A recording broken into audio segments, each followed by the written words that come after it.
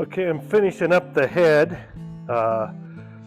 This is a head that somebody fixed some cracks on and put in some old valves, and the springs were pitted, and I didn't like those because if you get a broken spring, then you're going to lose your keepers and the valve's going to go into the cylinder, and that's going to be the end of your motor. So I got rid of the pitted up springs and found some other used ones that are pretty nice, and so I'm gonna install those.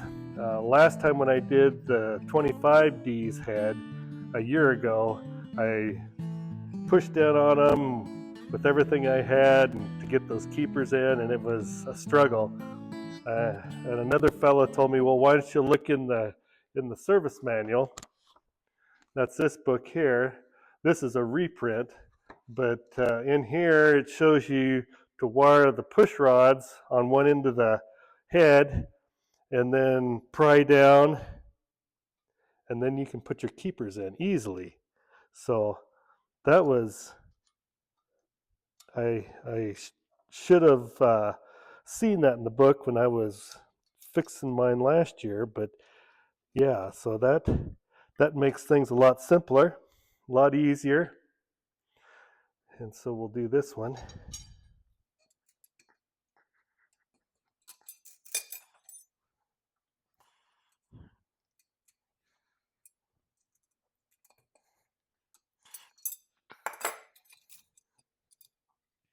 So I did replace the guides in this head too. I thought they were a little worn, so I decided to push those out and press in some new ones. And I've got new valves too now on this head. Got a new set of valves and good springs, good keepers. And it looks like the seats had been redone when the crack was fixed. So I should have a good head now. There was only one stud left in the head for the manifold, and I had a set of those, so I took the old one out and I put in a whole new set. But this is a helpful book. If you can find an original or a reprint, that sure is helpful. When I put in the guides, I put this sleeve retainer, high temperature Permatex stuff around the guide when I pressed them in, so they should stay in there with no problem. So now I'm ready to go over to the tractor, and I'll reset my camera and we'll walk you through that process. So I've installed the head bolts and I put some thread sealer on them. This is a Permatex product, a high temp thread sealant. I put that on the threads on the inside when I put the head bolts in. And then I'm going to spray this with the copper spray gaskets material.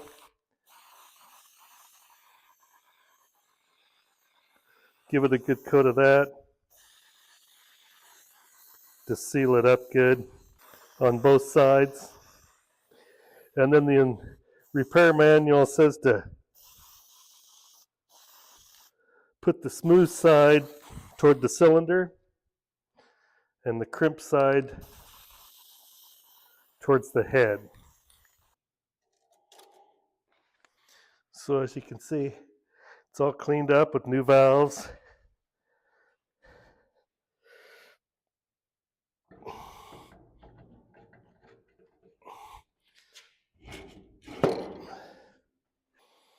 And then I'll put a lead washer on each one.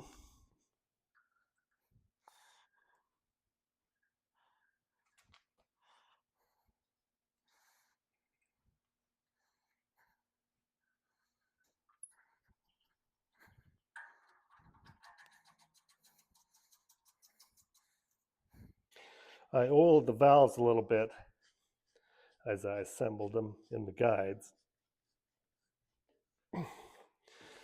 But yeah, the one thing I didn't like when I pulled this head out, I thought it was ready to go and ready to be put right on. But when I looked at the springs and saw how pitted they were, I wasn't impressed with that, and I took those off. And then when I pulled the valves out, I was not impressed with the job on the valves. The seats were new, but the valves were pretty thin around the outside, so I decided just to change the guides and the valves and springs and everything, and so everything is good shape.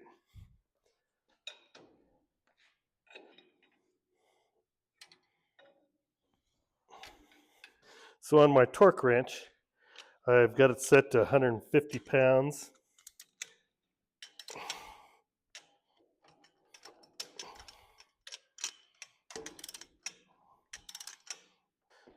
I probably should have pulled that head up just a little bit. It's got a pretty good ridge there.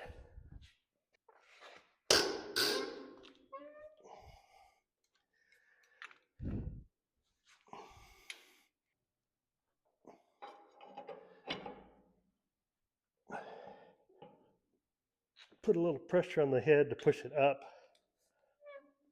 to get rid of some of that edge there.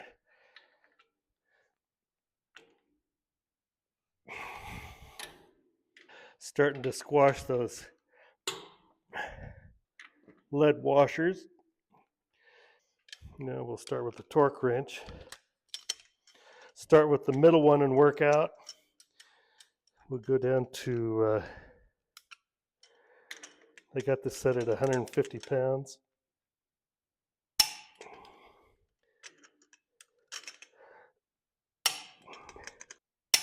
Okay, that's 150 pounds. I'll go to 175. Probably end up at like 250.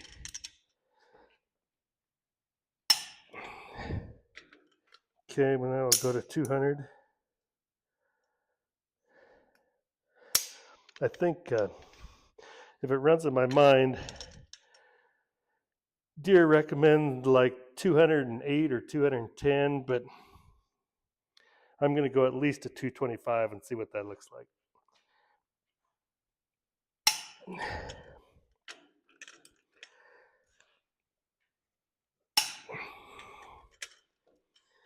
Okay, that's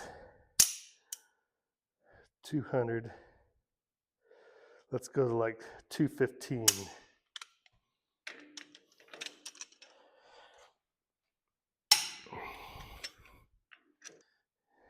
And I'm going to go to 225 now.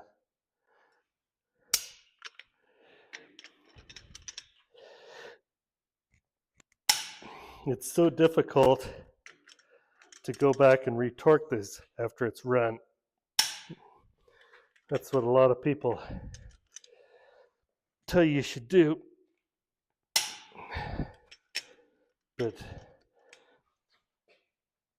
some of them are underneath the rocker box, and to get it warmed up enough to do that, you should let it run a while with the radiator on it. So then you have the radiator.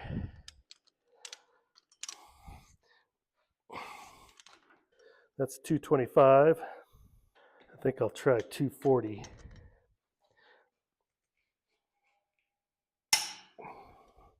Okay, I think I'll stop at that. I think that should be good and tight. We got a little bit of copper coat coming out around there. I don't know, some of that lead. You can peel it off.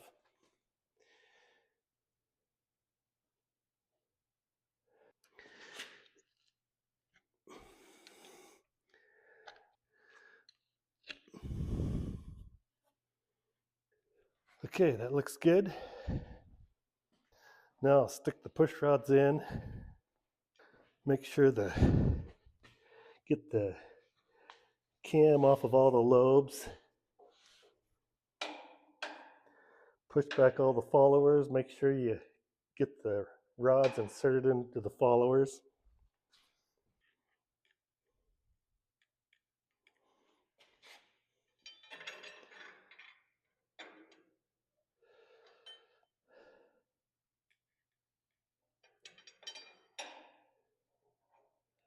Okay, they're all inserted. Now I'll get the rocker box. I think I'll spray this down too. Give it a little coat so it seals up.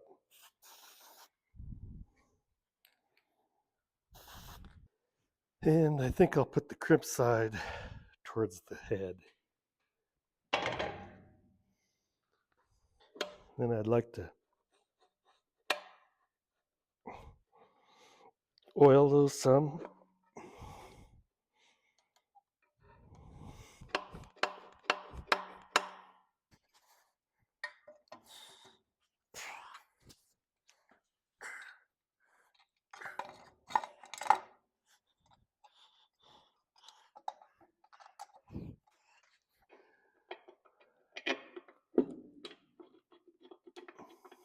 Get everything lined up.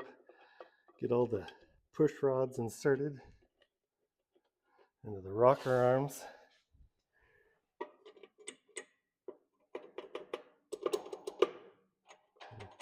I remember one thing I was going to do is put a little oil in those rocker arms cups where the rods go in. Maybe I can screw each one of them out. And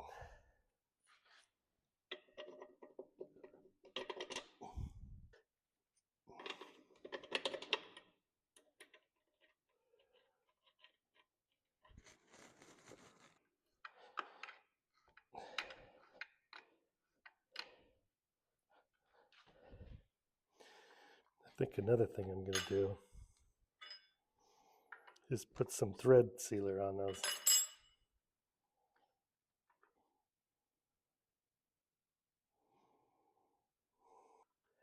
Because those go into the water jacket.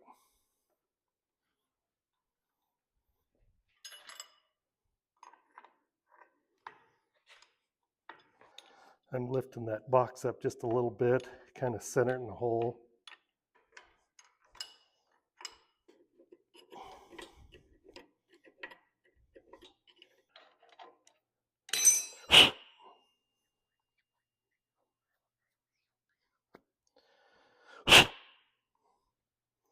Put a little oil in those. Suppose that'll leak up before I get it up in there. Push rod in there. I want to snug them up right in there until I get my rocker box completely bolted on, and then we'll adjust those.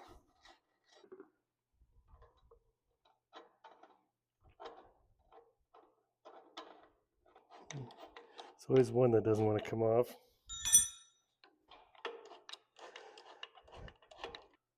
Cut it up on the shoulder or something.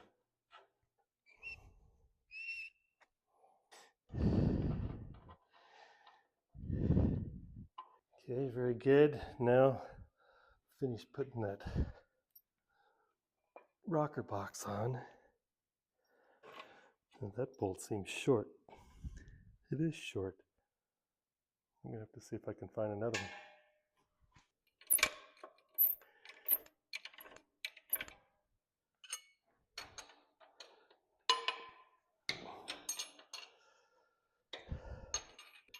Those nuts are a little small.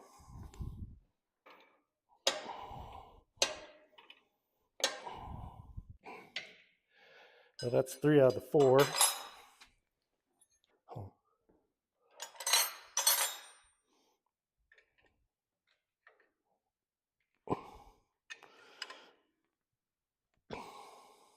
Okay. Rocker box is on tight. Gonna check to see if the push rods are all in the followers. Make sure that they're all off the cams.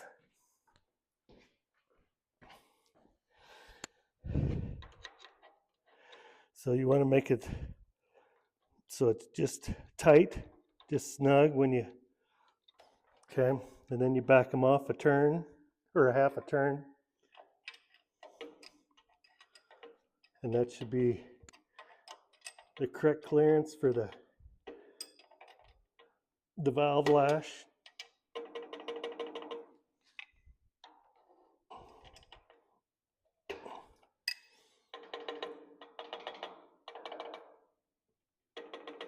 Okay, looking good. Now I just gotta go find one more bolt for the rocker box, and then I can go put on the manifold. So I'll be back in a bit. Okay, I'm ready to wrap up getting the motor, the internals of the motor ready to go. And I tried to do some grinding on this to flatten it up some, and on here, and I think I've got it a lot better than it was. Be nice to have a surfacer, and I don't have one of those right offhand, so just do the best I can. And I got a little bit of copper coat left, and I'm gonna put it on here.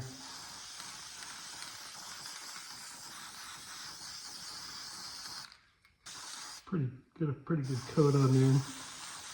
And then I think I'll put the crimp side down to the head again. I had to fix a hole that was rusted through right there on this, and I got it all cleaned up.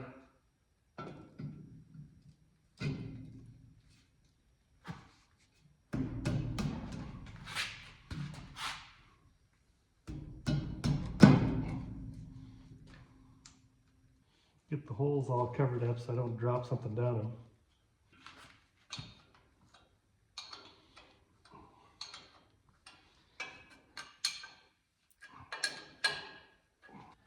I think that's going to seal up pretty good. Okay, with that, pretty much concludes getting the inside, the main internals of the motor together. In the next episode, I'm going to work on the clutch, get the first reduction cover on, the clutch pulley in, and the clutch fork, and get that all working. And then get the governor put together and the fan shaft. And we're going to get pretty close to getting this thing running. So make sure you keep watching to see my progress. And if you like this content, make sure you like and subscribe to my YouTube channel.